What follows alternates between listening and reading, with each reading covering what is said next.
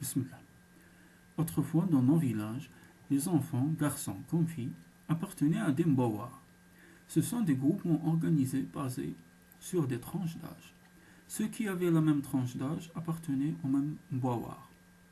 Au sein du mbawar s'organisaient toutes sortes d'activités culturelles, sportives, sociales. Que l'enfant soit bien portant, handicapé physique ou mental, il avait son mbawar.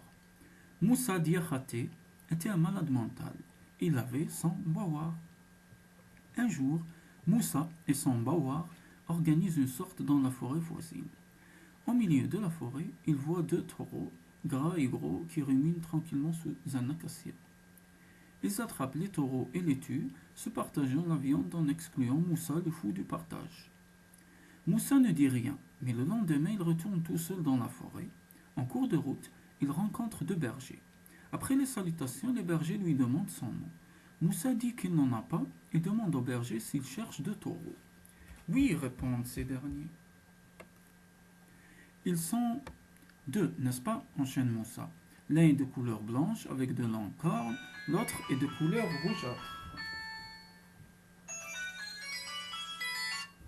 Désolé. C'est exactement cela, exultent les bergers. Où sont-ils? Je ne les ai pas vus, dit Moussa. Ce n'est pas possible, disent les autres. De toute façon, on ne te laissera pas tant que tu ne nous auras pas montré nos taureaux. Car d'après les indications que tu nous as données, tu as bien vu nos taureaux. Après quelques moments de palabres, Moussa leur dit: Suivez-moi, je vais vous montrer vos taureaux.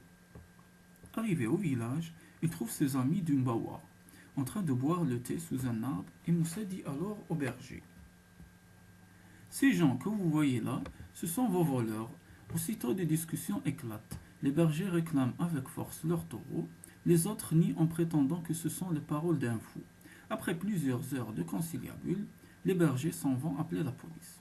Moussa Diakhaté se tourne vers ses amis et leur dit: Donnez-moi ma part de viande et j'arrange les choses. Pris de peur, ils envoient un des leurs dans différentes maisons pour récupérer ici un morceau de viande, là un morceau d'eau, là-bas un bout d'intestin et les apportent chez Moussa.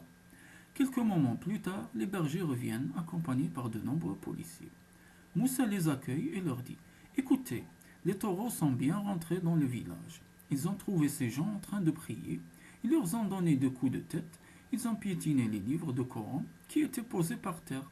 Ils ont cassé les murs de la mosquée. Enfin, ils sont retournés jusqu'à cet endroit-là. Ils sont tous les deux entrés dans ce trou de lézard.